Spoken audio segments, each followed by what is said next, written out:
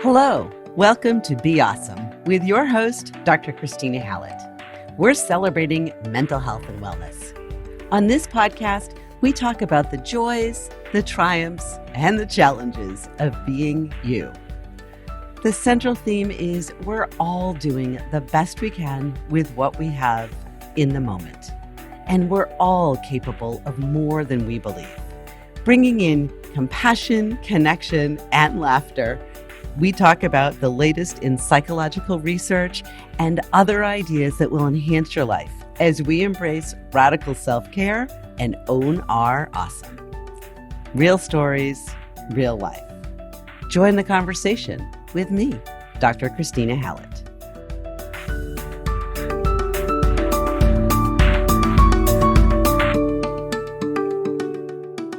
Hello, listeners. Welcome to this episode of Be Awesome. I am so fortunate because I get to have these conversations and share them with you with so many wonderful people. I am delighted today with the guest that I am going to be talking with. This is a woman that I met in, of all places, Dunlorry, Ireland. Yes, she's not in Ireland now, and neither am I. But we both met there. Dunlorry is just outside of Dublin. When we actually both booked the speaking engagement, they're like, oh, you're speaking in Dublin. And then later you're like, oh, no, it's Dunlorry. Never mind how long it took to say that. And I'm still not spelling it for you because that's all there is to it. I am delighted to be talking today with Carole Stizza, who is an ICF certified executive leadership coach, a senior certified HR professional, a strength strategy specialist. There's a lot of S's in that. And has a Master of Industrial Organizational Psychology degree. Yay! You can imagine how Carole and I hit it off right away in Dunlorry, Ireland. Carole coaches hardworking kick-ass parents, kick-ass, not kiss, kick, oh my God, kick-ass parents on the way to executive roles, as well as coaching professionals looking to move up, helping them craft interview answers that the interviewer really wants to hear. Her insights offer how to value and optimize your individually unique strengths because you each have them, and using these strengths to lead teams, elevate your work-life success, and see how those same successes transfer into home life. Carole is just a package of inspiration, motivation, laughter, which you know we love, and results. Carole, it is wonderful to have you on the show. I am delighted to be here, and like you said, I'll try not to make you laugh because you'll cough. So I know. Seriously, listeners, I can't even tell you because I have a little pre-show dialogue with whoever I'm going to be talking about. And I finally went to the walk-in. I finally got medication, but it remains true. If I laugh, I cough. And one of the things that Carole and I first shared was laughter, as I said, in Ireland, because that's a beautiful place to visit. So Carole, tell our listeners a little bit about what you do and information about you other than what I've already shared. Well, I came to what I do in a very unique path. I grew up in the South in Texas, born and raised. So I'll say y'all, and I speak that language when I'm drinking or I cross the border. It just happens. Automatically. Automatically. I have been a very happy military spouse for 26 years in the military. We moved our children, and as we moved, I worked in a diverse array of arenas, and I would say 3/4 of them had a wonderful element of dysfunction, all their own. So I became very fascinated in how to assess the right environment for me. I became obsessed with how to help others understand how to value their unique gifts that they have to offer and what they need to be their best, and assess that in the interview. So it turns out that all the different roles that I worked in now fall underneath the umbrella of HR. And the last position I had was underneath a completely dysfunctional manager, and I was quite disappointed that I'd landed in that role and I hadn't seen the signs. So when I got the opportunity to go and get a scholarship to do my graduate work, I immediately jumped into industrial organization psychology because I wanted to know what the research on how to help people work better together, which is what that degree does, reveals. And as I made my way through that, I also got an interesting diagnosis of stage 3 cancer. So I was going through chemotherapy, radiation at the same time I was getting my master's. I don't recommend trying to learn calculus at the same time. It's kind of like for those who will never have to go through chemo, and I hope nobody does, it's a lot like trying to go to school drunk. Um, I've been told this by one of my children. You know what happened, but the details are really fuzzy. So it was brilliant to come out the other end of that, knowing what to do with the results and what the research reveals to the actual workplace. Due to my background in adapting with the military, it turns out I have a gift for helping people understand how to move from operational to strategic, how to help develop their team to take over those day-to-day operational things that made them so successful to this point. And now they have to find time to step out and look in strategically to see where they're going as a whole unit. And that's easier said than done for anybody. And I tell people often who get a coach that sometimes they were really resistant to get a coach because everybody thinks they can do it themselves. There's enough self-help books out there. There's enough out there. And I go, there is. But the key here is that you're inside the bottle and the help is on the other side. And it's really hard to read the label accurately from inside the bottle.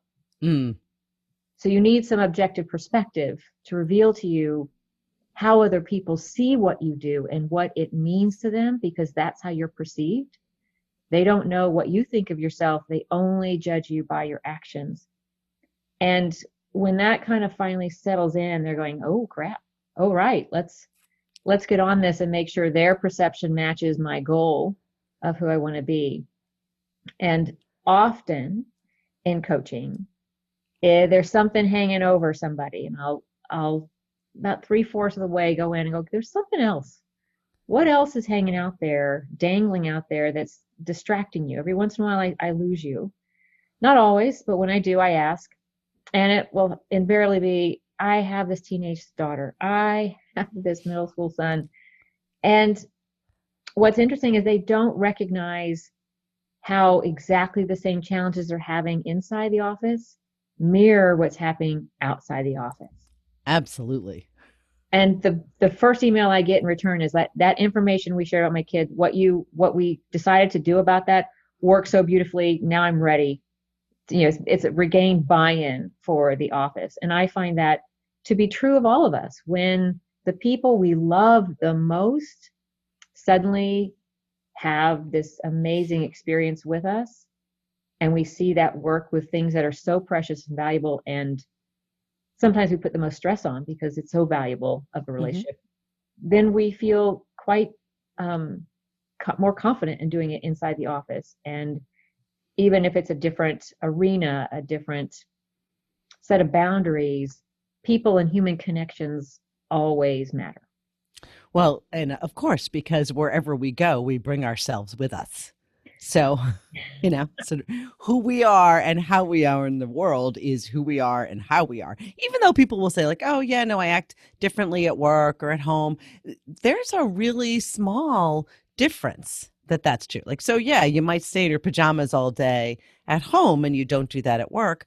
But are there days, if you're getting into more and more just pajama days at home and Netflix binging, what are you seeing at work? And is there a similar kind of alteration in your productivity or operations? Right? Because you are who you are. Right.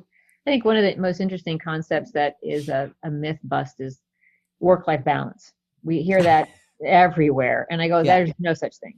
Just like perfection is a myth, work-life balance is a myth. It's not so much a myth, it is misnamed. It should be work-life quality. What quality do you want in your work, and what quality you want in your life? Because we confuse work-life balance with quantity of time, not quality of time. And so your employees want your quality of time. They want to know you saw them, you validated them, and that you recognize that they were doing good work and succeeded, but they don't need the quantity of your time. They need the quality of your attention. And no different at home. Now, little kids may need the quantity to help good habits begin, but elementary, middle school, high school, they want the quality of time, to know that you saw them when they needed you to see them, that you paid attention to them when they needed you to pay attention to them, not to watch commercials with them, like a Yeah. zombie. So I think there's that concept that we have to get away from and identify quality over quantity. I agree. The way that I talk about this is work-life synergy, meaning that they come together and Yeah, that it varies because sometimes you're spending more time at work and sometimes more time at home, and it depends, but it's a synergistic match. And for me, the other piece of that is, because it's very much attached to the quality, is the strategies, just like we're saying, the strategies you use at work are strategies often that you can use at home. And that when you become that whole person who recognizes what are my needs and what are my interests and what are the skills that I want to enhance and what skills do I use to cope, that can get applied across the board: friendships, family life, work, any other place. right. I think there's an interesting dynamic that separates people from work and family. The family, you can't hire and fire your family. So you get a little bit timid to try new things out for fear if it backfires, you're stuck with it for like ever. Whereas at work, yeah, you can hire and fire people, not for that reason, but there's a disconnect, a point where they don't have to love you. They don't have to even like you. You're not going to have Christmas for the next 20 years together. There's that grace, and that kind of makes people feel braver to try things out at work before home. And I get it. And I'm never going to dictate which comes first, which is the most acute pain is what we need to be cognizant of, and what's the long goal. Sure. So that we can, really get there. But that is where I get to play a lot, working with executive-minded people who are juggling change inside and outside the office for whatever reason. They don't have to be parents, but a lot of times they are. And it's a great place to see my gifts get to work. That's fantastic. So, are you typically working with people individually or with groups in organizations? How does that end up breaking down? So I do both. I host a virtual group coaching program for people who are at any point that want to understand how to identify their mental strengths and how they play out. And I'll run it for a year at a time. Every month is different. They can buy 4 months at a time or the whole year. And I include the assessment and a coaching debrief. And so they get personal coaching and group coaching. On the individual side, a lot of times I will meet and work with an executive, a senior VP, somebody who's just gotten into a director or supervisor role. And just after doing a strengths strategy session, they go, God, this was so informative. Could we do it for my team? And a lot of times I'll move that into a team engagement workshop where they all get an assessment, they all get a coaching debrief, and then we all come together as a collective and put examples on the table of how to really problem solve when we're all coming at things with different lenses. And this is the very first time some of them have ever woken up to the fact that not everybody thinks the same. Yeah, exactly. And they're baffled. We all think that red is red and blue is blue in a groups. Yeah. So when I get to show them how uniquely their strengths play together and who might be completely opposite of them and where innovation actually happens due to being opposites, now gives you another playground instead of just being irritated thinking they were personally just poking your buttons. And it's a great place to kind of start a great coaching relationship. I work with individuals one-on-one on a more regular basis. Teams have a tendency to start off with an intensive or a workshop, and then I tap back in. I'll offer them individual time and then tap back in as a team. And so a lot of times I'll offer a program where I'll come back in for half a day and just do coaching hours based on the workshop topic or based on anything they want to talk about as part of that whole package. And just to make sure that they're getting ingrained with how to celebrate their uniqueness. Because when they understand that they are unique, suddenly empathy and compassion elevates to appreciate other people who are different. And it's that magic little aha moment you see happening because they want to be so badly appreciated for their unique value, they automatically start to understand how to value others. So what is a strength strategy session? And do you ever have a hard time saying that out loud? Yes. Yes. It took me a while. I finally had to go, let's just get to know your strengths. So we go to the gym, right? And we exercise muscles, and we make sure our lungs work. And some things are just organically natural, and other things we have to really put time in on. We haven't done a lot of celebrating uniqueness in our society. We're a very conformist society. You know, to belong, you have to be like somebody else or be like others. And it's ironically the people who choose to honor their uniqueness that succeed faster. Mm-hmm. And I was that perfect conformity, high school, college, you know, it's a game, right? You learn the game, you make the A's, it's a game. That game does not teach you about real life. So when I sit down with a strength strategy session, it is an assessment. Clifton Strength Finders is the assessment through Gallup, right? Yeah. So Don Clifton has spent over 80, and he's now passed, but his family has carried this on. And he purchased Gallup because of their data research rigor, and really wanted not one to let Gallup go off and do all the research, but use their research to truly understand if his research could be validated. So what happened with that is that they have figured out a way to assess the way people think, how their natural tendencies are to think, regardless of ethnicity, language, where they live. It's a global movement that we now can sit down and say, here is out of a range of 34 strengths. I'm not sure how they got to 34, not 33, not 35. Don't get that one. Out of those 34 strengths, they have found consistently they can measure towards them and help people identify where they are and how their string, like their mental DNA strand of 34 strengths plays out. And it turns out that every single strand, because each strength is weighted differently, we are uniquely 1 out of every 476 trillion people. We are provenly, scientifically proving, uniquely and divinely made right now on this earth, who we are. And it's up to us. It's our responsibility to live up to that uniqueness, regardless of your faith or the way you believe in the kinetics of the world. Yeah. We have a way of thinking that makes us unique. So if we can step into that, that's where our power lies. That's where we find our best self. That's where we start to understand how to build the environment that we can work our best and truly start to be accountable for where we get frustrated.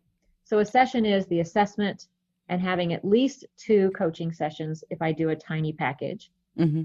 And that's one is a debrief of what all this information means. And 2, what do you want from your life? Let's commit to those and let you see where these strengths naturally are aligning and where the friction is happening. Yeah. And if they want to continue coaching on that, we jump into it. If they want to step into a virtual group coaching, if wherever they are in the globe, we can step into that. It's a way of just throwing all the opinions, shoving those off the table and saying, here you are, validated by science. I love it. Let's look at this. So I was jumping up. Listeners, you couldn't see that, but I sort of made a motion to Carole, like, hold on, because I thought I had the Strengths Finder in my bookcase, but it was a different one because I caught it out of the corner of my eye. But so I did this a while ago, and I can tell you what my top 5 are, because I'd love to hear your thoughts about it. I just looked it up because this is exactly what we do, right? When listeners, you know this, when we're on the podcast, like something sparks a thought and then I'm like, oh, well, what about this? Okay. So here you go. I've never discussed this before. So my top 5, according to the Gallup Strengths Finder, is empathy, learner, achiever, positivity, developer. Nice. So positivity radiates from you.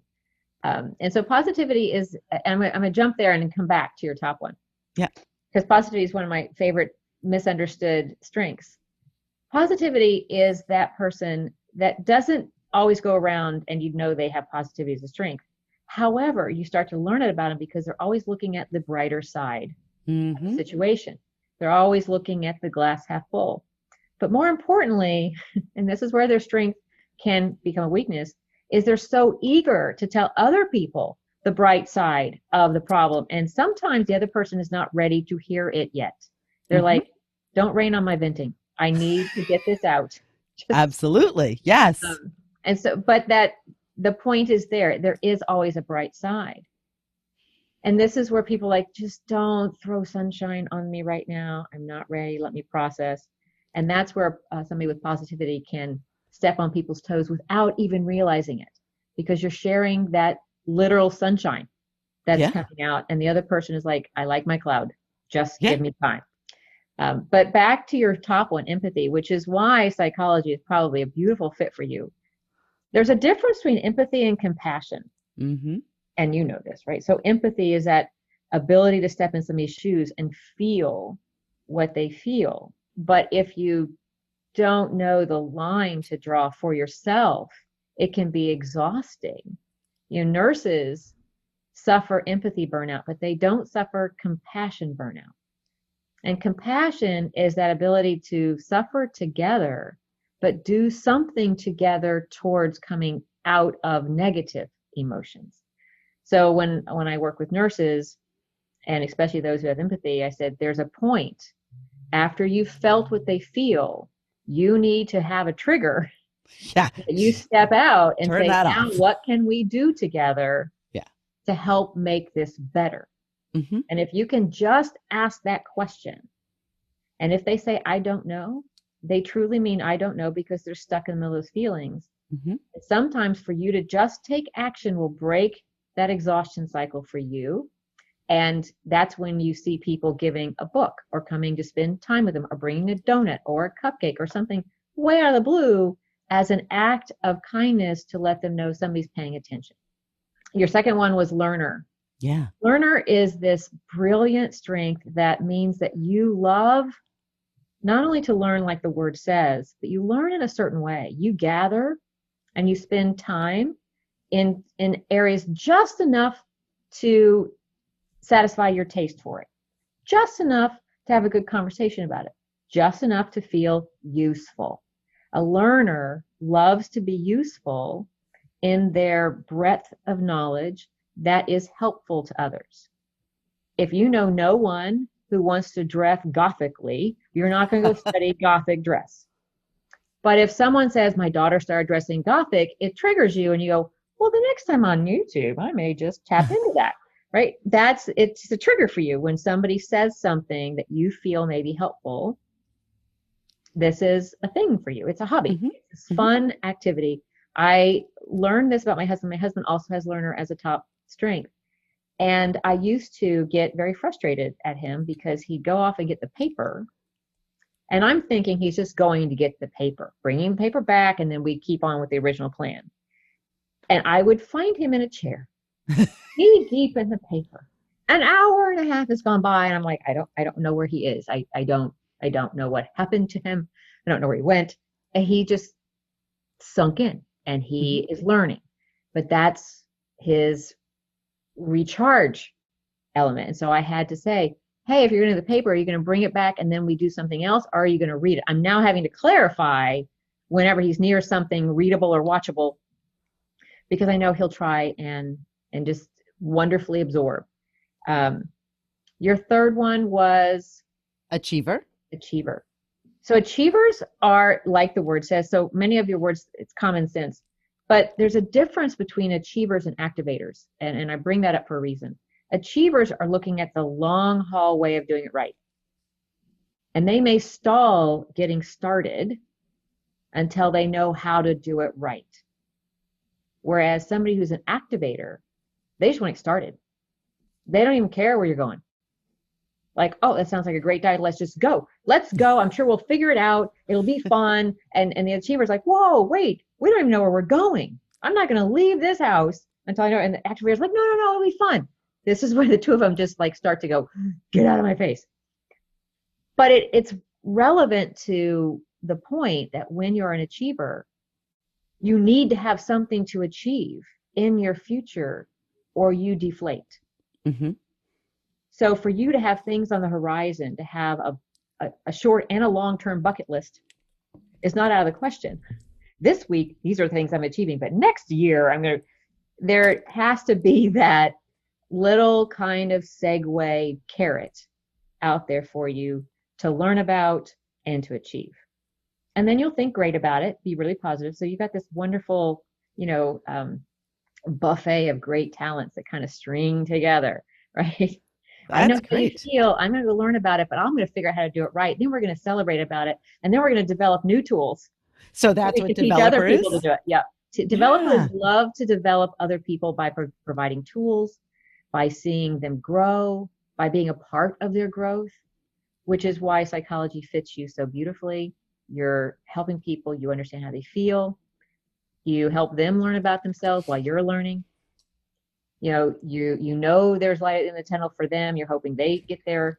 You're having to keep your positivity at bay, but eventually you're going to give them tools that they can use to adapt, to lessen the triggers, to understand, to recognize as they go forward. So that makes perfect sense. And I think to me, as I listen to this, that was super fun. Thank you. It also makes sense to me why I love being a keynote speaker so much and why I do executive coaching, because it's the same kinds of things. It's what's the information that's going to be really helpful, because sort of I get how people in the world are feeling, and I love learning about new things, and then I want to create a format in which I can share that so that a whole bunch of people then have an I love to say, like, that's one of my catch things, is I love people to have free or low cost, easy to use and accessible tools to make a difference in their life. Like, my goal is tools that are 3 minutes or less that make an active, measurable difference in your life, whether that's at work, home, with friends, blah, blah, blah, blah, blah, Mm-hmm. kind of thing. So just listening to what you're saying, I'm like, oh, I totally get that. That makes sense. Yeah. And, it's interesting that I think it's brilliant that you had the opportunity or sought what you do the way you do it now to fill those strengths. Because when people have those top 5 strengths and one of them is not being fed, they'll say, there's a gap, Mm-hmm. there's a hole somewhere. I'm just not all there. And a lot of times we'll uncover a strength and they go, I don't have any evidence of that strength. I said, that may be your hole. That may be your gap. Let's figure out how we can rearrange some things in your activity, your life, or your perspectives to recognize it, because the evidence is out there. They are using it whether they recognize it or not. It's finding the evidence so that they go, oh, I'm already doing that.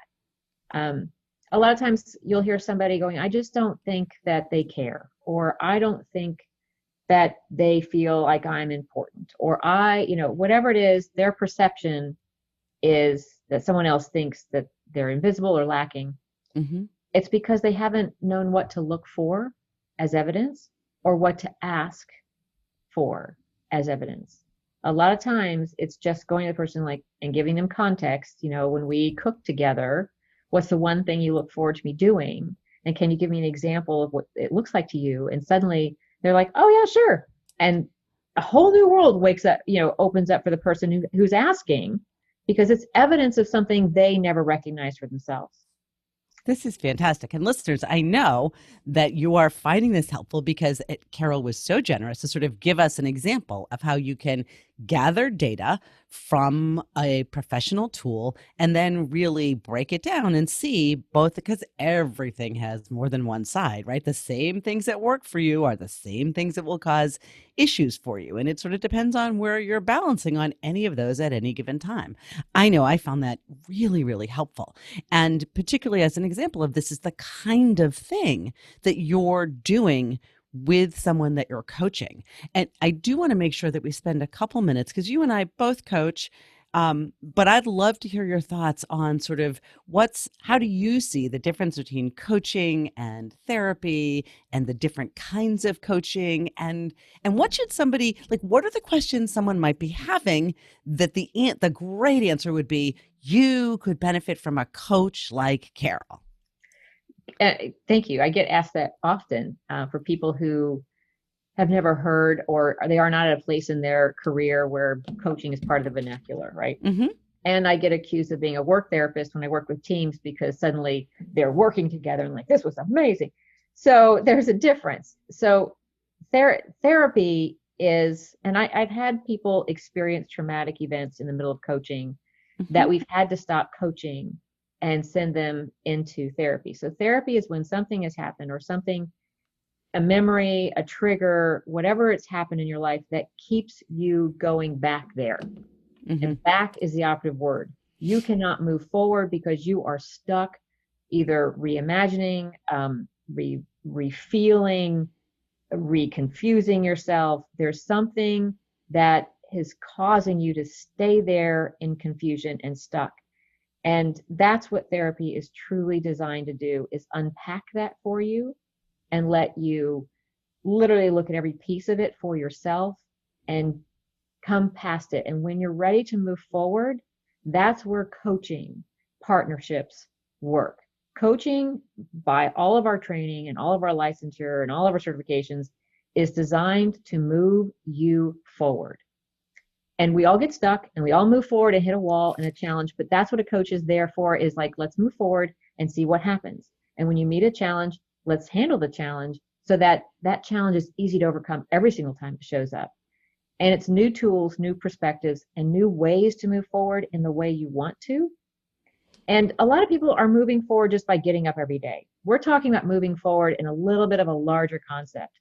Like, you now know the action plan for how to get to your true 5-year goal, your 1-year goal, that new job, that career, that pivot, preparing yourself for the pivot if that's what's in your future.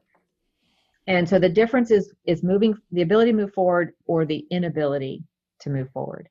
And we all get stuck. We all have to take a moment and a pause and deal with crap that we've brought with us into our grown-up years. Yep. And so it's not a bad thing to stop coaching, grab some therapy, and go forward. The Air Force was brilliant. It was the last military branch to be developed, and they included women in its development. And marriage counseling was included, and it would not go as a mark on the active duty members' records, as it had a tendency to in other branches at that time. Oh, yeah. I think they've all evolved at this point. But I had a lot of family loss, a lot of trauma. I was in 3 car accidents, all stopped and turning left. I'm not a bad driver. I hate left turns. So we stopped. I didn't have anything to do with it. But there was a lot of trauma and disconnect and hidden hurt. And so there were times in our marriage that those things were triggered. And I'm grateful that I had enough sense to go into marriage counseling under the guise of marriage counseling by myself sometimes, just to make sure I wasn't crazy. And then when I understood the conversation needed to happen, then was able to include my spouse when he was home from deployments or TDYs and lots of trips, because he would travel about half every month. So life changes fast. And when you get stuck, you get stuck. It is not shameful. In fact, it is the healthiest thing you can do for yourself, to go seek out therapy, to have those conversations so that you can then step back into moving forward in your life without feeling like you're now hauling a piano too. Absolutely. And it's so interesting. I've had this conversation with a lot of other mental health providers as well as coaches. And because I do both, I agree. Although I know that there's a lot of mental health providers who will say, no, our goal, we don't just get people to baseline. We're also really helping them move forward in their life.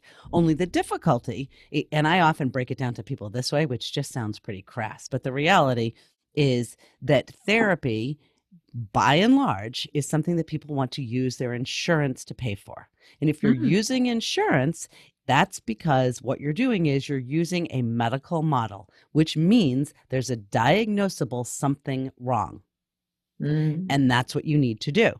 So coaching is not saying there's a diagnosable from a medical diagnosis that's wrong with you. It's more there's a stuck part. Now, often people go into therapy also saying, I feel stuck.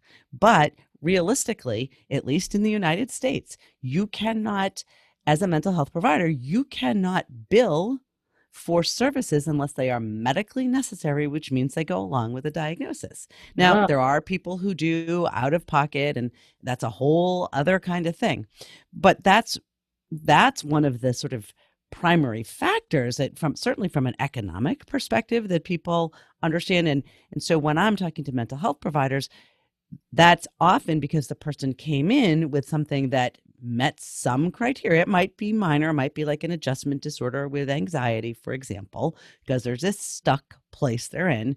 And then they begin to work on moving forward. But if we're all going to be really clear and ethical, when a diagnosis is no longer appropriate, you cannot be using it, which means you're not billing for it, et cetera, et cetera, et cetera, which is, it's to me this funny place that mental health has, because we're still looking at, I think, mental health as mental illness and then right, all the stigma as it, but a mental health and wellness model might well say, just like we have well baby visits, that you get well therapy visits, so to right. speak.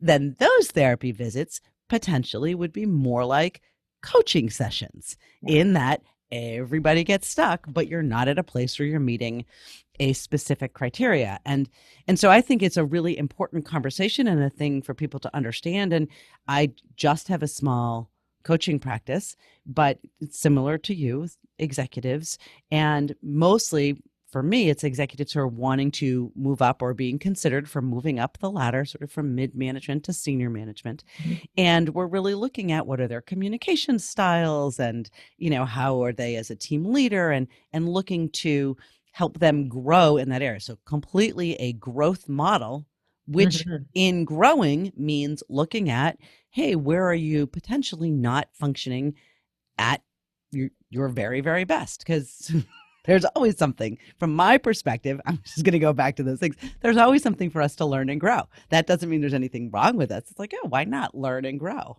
Well, I mean, a lot of times I'll phrase it as untapped potential. Hmm. You haven't tapped into it yet. It's it's lurking, it's there, or it can be learned and developed. But every one of us has untapped potential in areas of our life that we haven't had to utilize yet. And so a lot of times when people are challenged, especially when they're trying to move up in their career, because what got them here is not getting them there.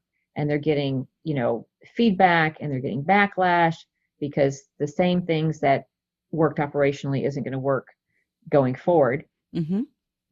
Then you need a partner to help you understand what your untapped potential is, and you get to design how it looks like, and we get to put that in place, and you get to use it.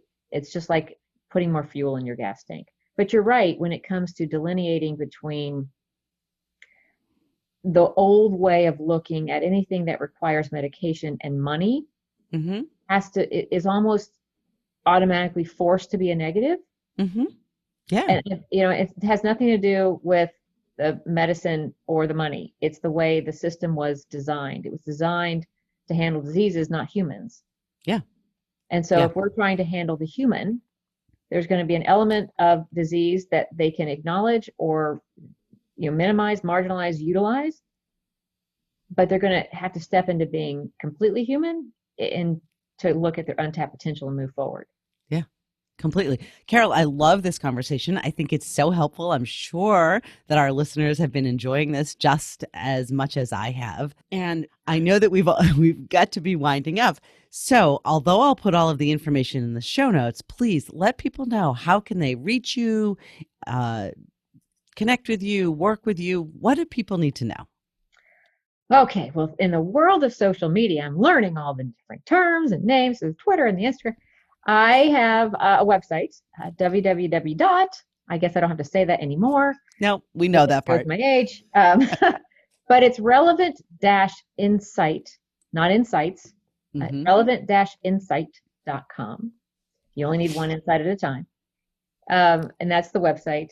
You can reach out to me on Facebook and Instagram. It's relevant for the number 4U. And I think that's the same as Twitter. Twitter and Facebook, relevant for you. Instagram is relevant insight coaching. And anybody can reach out through all of those means. And I'm happy to correspond and cheer people on as they too look for their untapped potential. That is fantastic. Thank you so much for sharing that. It's been such a delight to have you on the show. Well, thanks. It's been awesome to kind of reconnect with you again. Yes. From Ireland to the United States. Here we are. Exactly. What could be better? Listeners, I hope that you have enjoyed this conversation just as much as I have. I particularly love Carole's idea of how she's named her business and her website in terms of relevant insight, right? Isn't that fabulous? Who doesn't want relevant insight? That's phenomenal. And really, for me, the most important takeaway in all of this is the idea that each one of us has unique gifts, and likely we have untapped potential that we have not yet begun to mine and explore, and that can make such an enormous difference in our lives. And likely also without having to absolutely turn ourselves inside out. That's pretty exciting. So make sure you get in touch with Carole, look into what she's talking about, connect with her, and have a conversation about executive coaching and how you too can value your unique gifts and reach your untapped potential. Do that and go. Be Flossom.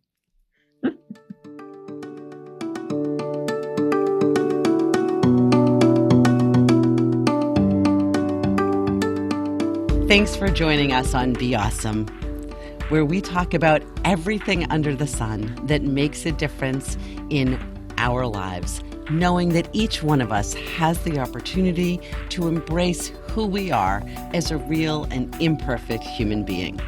Hopefully you've enjoyed the ideas that we've talked about, and if you have an idea for a technique or a concept or just a way of looking at the world that you know makes a difference, then get in touch. We'd love to talk with you, and we'd love to share your idea, because we're a community.